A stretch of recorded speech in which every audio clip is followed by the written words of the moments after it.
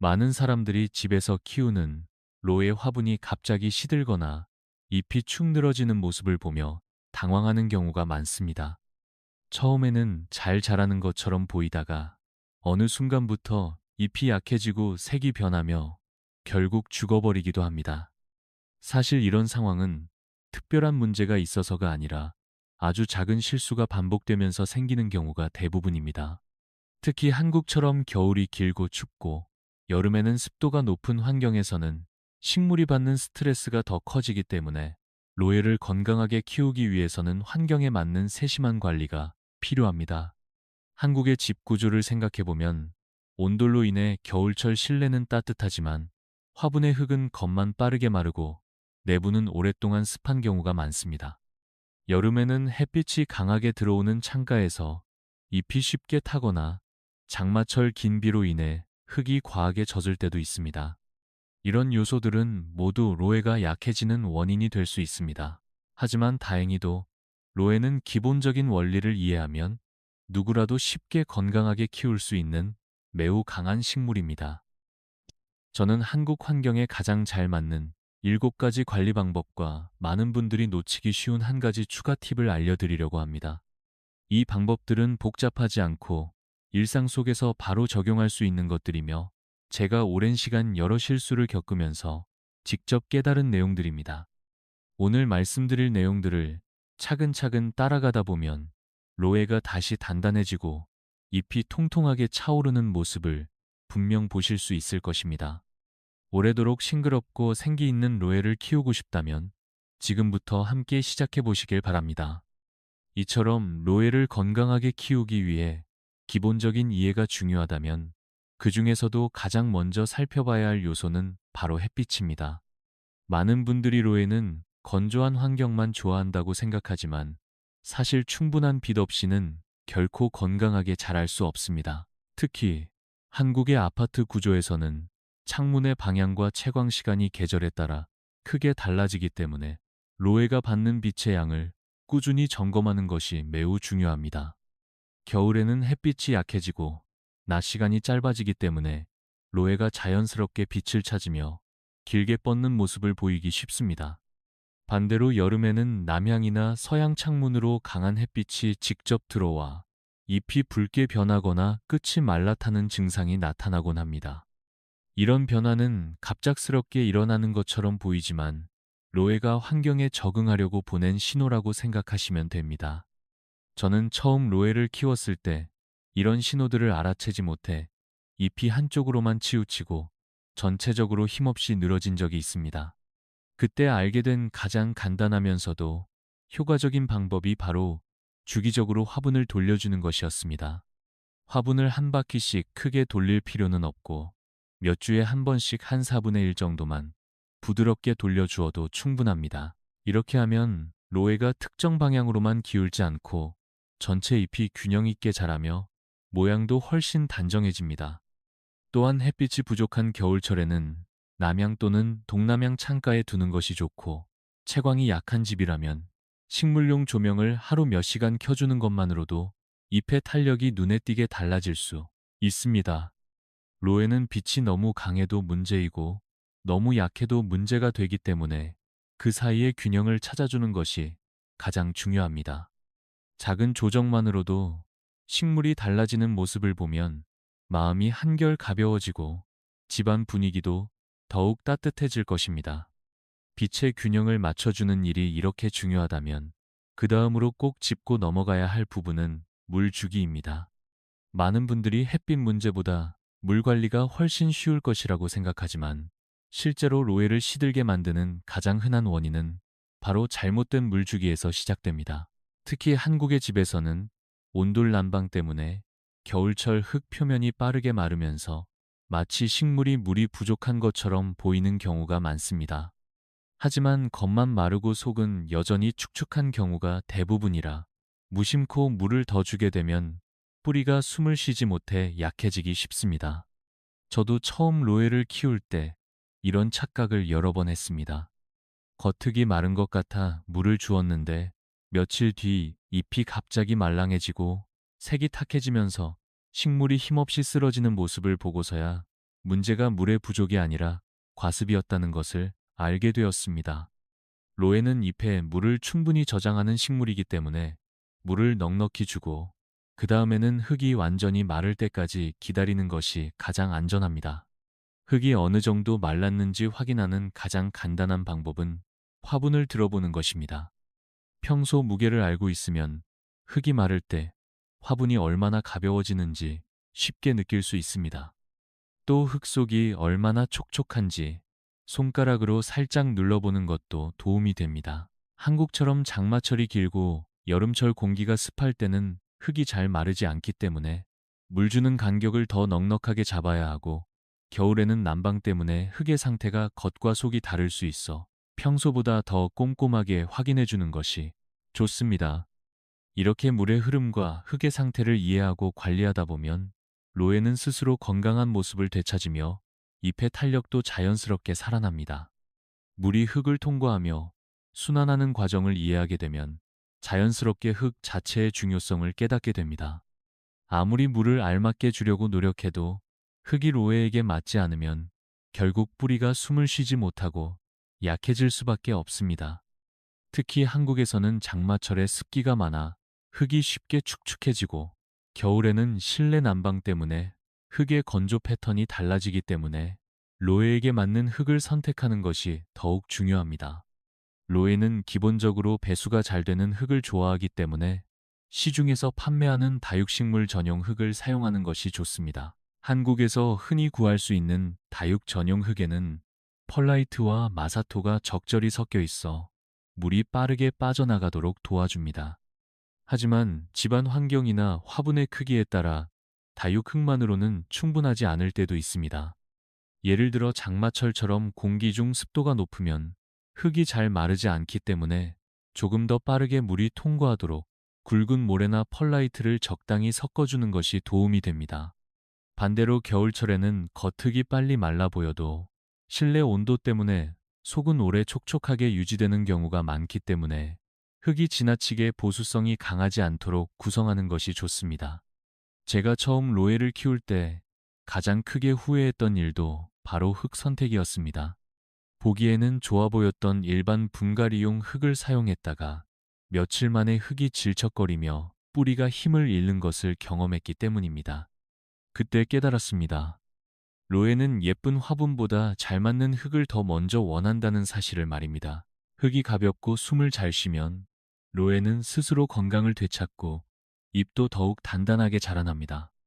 결국 흙은 로에가 뿌리를 내리고 편안히 머물 수 있는 집과도 같기 때문에 조금만 신경을 써준다면 그만큼 식물도 안정된 모습으로 우리에게 응답하게 됩니다.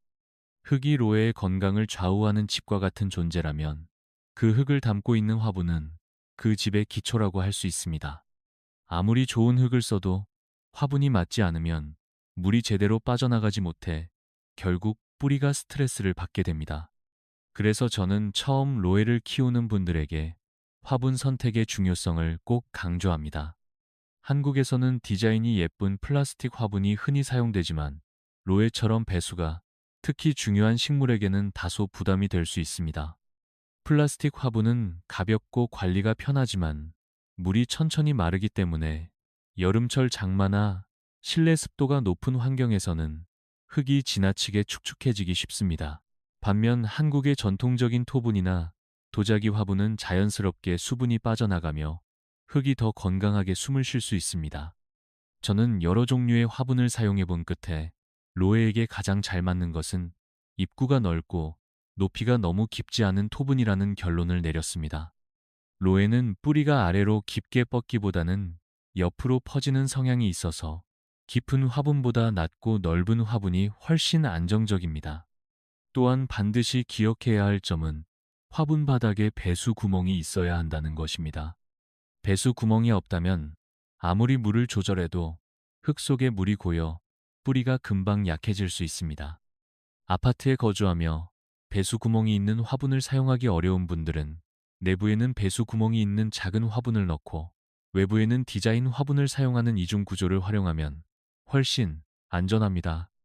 저 역시 처음에는 화분이 예쁜 것에만 신경을 썼지만 결국 식물에게 가장 필요한 것은 보기 좋은 장식이 아니라 편안한 자리라는 사실을 뒤늦게 깨달았습니다. 화분을 잘 선택하기만 해도 로에는 한결 안정된 모습으로 자라나며 그 생기 있는 푸른 잎으로 집안을 더욱 따뜻하게 밝혀줍니다. 화분까지 잘 선택해 주었다면 이제 로에가 편안히 자리 잡을 수 있는 환경을 만들어주는 일이 남습니다. 이 과정에서 많은 분들이 간과하는 요소가 바로 온도와 습도입니다.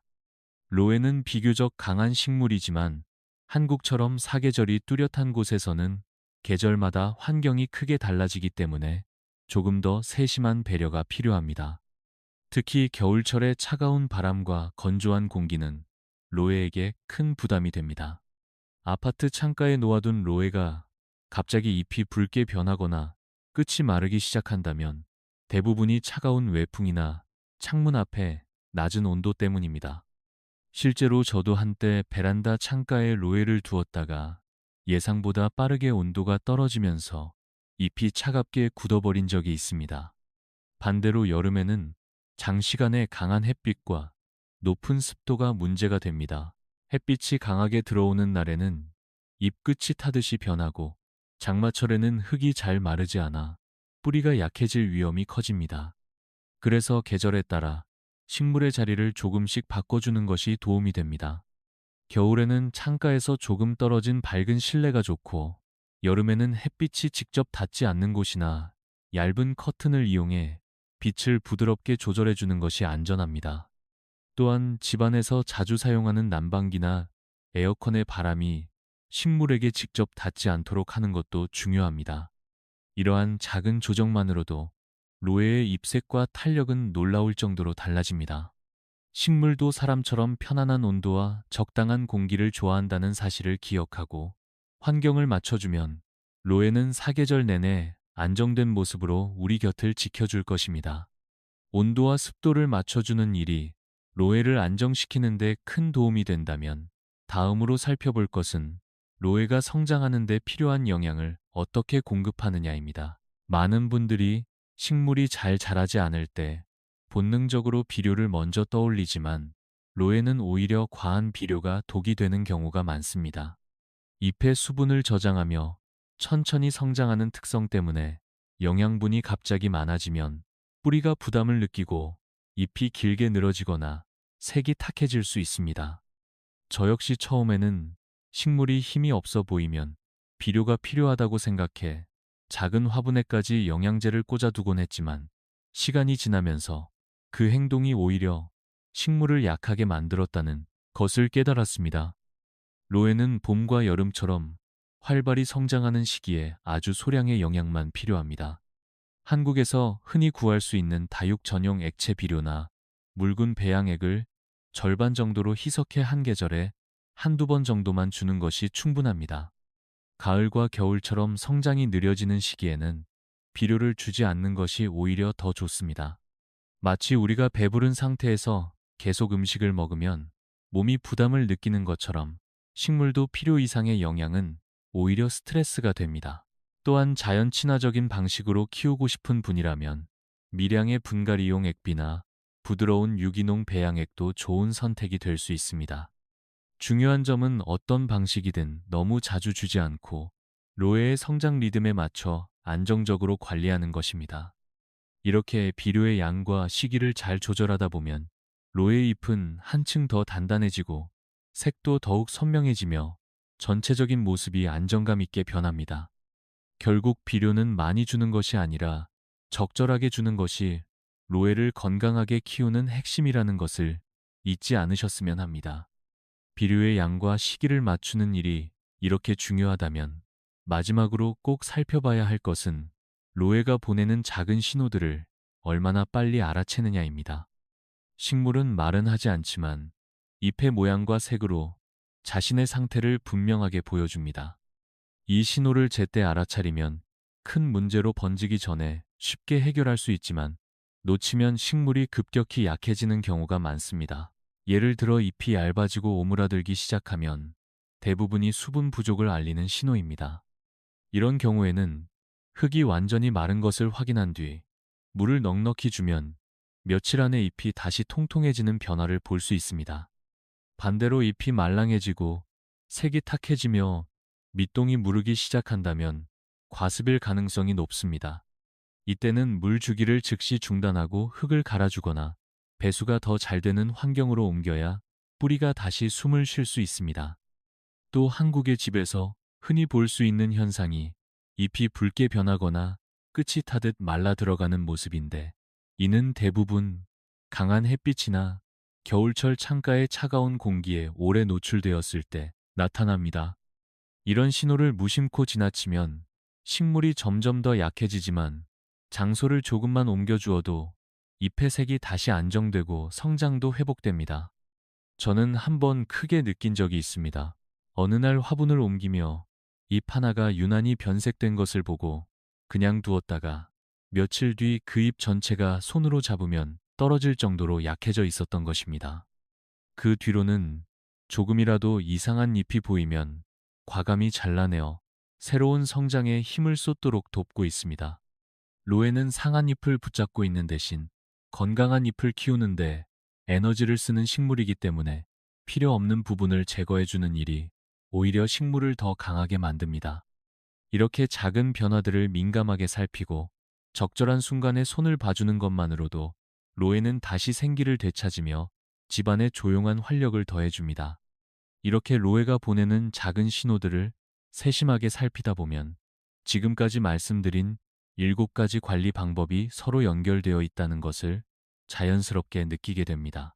빛이 너무 강하지도 약하지도 않도록 조절해주는 일, 물을 적절한 간격으로 주는 일, 배수가 잘 되는 흙을 선택해 뿌리가 편안하게 숨 쉴 수 있도록 돕는 일, 그리고 그 흙을 담는 화분을 로에의 특성에 맞게 준비하는 일은 모두 하나의 흐름처럼 이어집니다. 여기에 계절마다 달라지는 온도와 습도에 맞게 식물의 자리를 조금씩 옮겨주는 세심함과 필요 이상의 영향을 주지 않고 로에의 성장 속도에 맞춘 비료 관리가 더해지면 로에는 스스로 놀라운 회복력을 보여줍니다. 마지막으로 잎의 색과 형태를 통해 드러나는 작은 변화를 놓치지 않고 제때 손을 봐주는 습관까지 더해진다면 로에는 더 이상 예민한 식물이 아니라 오랜 시간을 함께할 든든한 동반자가 됩니다. 저는 오랜 시간 동안 로에를 키우며 이 7가지 원칙이 단순한 관리 요령이 아니라 식물을 이해하는 과정임을 깨달았습니다. 처음에는 잎 하나가 왜 이렇게 변하는지 몰라 걱정하고 물을 얼마나 줘야 할지 헤매곤 했지만, 차츰 식물이 보내는 신호를 읽는 눈이 생기면서 로에와의 시간이 훨씬 더 편안해졌습니다. 아마 여러분도 조금씩 써보시다 보면 로에가 어떤 환경을 좋아하고 무엇을 부담스러워하는지 자연스럽게 알게 될 것입니다. 이렇게 기본 원칙을 알고 나면 더 이상 식물을 살리기 위해 애쓰는 것이 아니라 식물이 스스로 잘 자랄 수 있도록 돕는 과정이 됩니다. 결국 로에 키우기의 핵심은 어려운 기술이 아니라 작은 변화에 귀 기울이고 계절의 흐름을 따라 적절히 보살피는 마음이라는 것을 다시 한번 말씀드리고 싶습니다. 이처럼 로에를 돌보는 일은 단순히 식물을 관리하는 것을 넘어 자연의 흐름을 이해하고 마음을 가다듬는 과정과도 같습니다. 처음에는 빛을 얼마나 조절해야 하는지, 물은 어느 정도로 주어야 하는지, 흙과 화분은 어떤 것이 적합한지 하나하나가 어렵게 느껴질 수 있지만, 어느 순간부터는 이러한 과정이 일상 속의 작은 여유가 됩니다. 로에가 천천히 잎을 펼치고 색을 되찾는 모습을 바라보고 있으면 내가 해준 작은 관심이 식물에게 전해져 건강한 변화로 돌아오는 것을 느끼게 됩니다. 사계절이 뚜렷한 한국의 환경 속에서 로에가 안정적으로 자라기 위해서는 여러분의 손길이 꼭 필요합니다. 그런데 그 손길이 결코 부담스럽거나 어려운 것이 아니라는 점을 다시 한번 말씀드리고 싶습니다. 햇빛이 너무 강한 날에는 커튼을 살짝 쳐주고, 장마철에는 물 주기를 조금 늦추고, 겨울에는 차가운 창가에서 식물을 한 걸음 옮겨주는 작은 배려만으로도 로에는 놀라울 만큼 회복력을 보여줍니다. 잎 하나가 상하더라도 그것을 떼어내고 새 성장을 도와주는 과정은 마치 우리 자신의 삶을 돌보는 일과도 닮아 있습니다. 때로는 불필요한 것을 내려놓아야만 더 건강한 힘이 생기는 것처럼 식물도 그 과정을 통해 다시 힘을 얻습니다. 여러분의 집 어디엔가 조용히 자리 잡은 로에가 계절마다 조금씩 다른 표정을 보여줄 때마다 오늘 배운 7가지 원칙과 한 가지 작은 보너스 팁을 떠올려 보시길 바랍니다. 그러면 식물과의 시간이 더욱 따뜻해지고 여러분의 일상 또한 한층 풍요로워질 것입니다. 로에는 결코 어려운 식물이 아닙니다. 다만 그 단순함 속에 담긴 리듬을 이해하고 존중해 줄 때 비로소 가장 아름다운 모습을 보여줍니다. 여러분의 로에가 앞으로도 항상 푸르고 단단하게 자라 여러분의 공간을 따뜻하게 밝혀주기를 진심으로 바랍니다.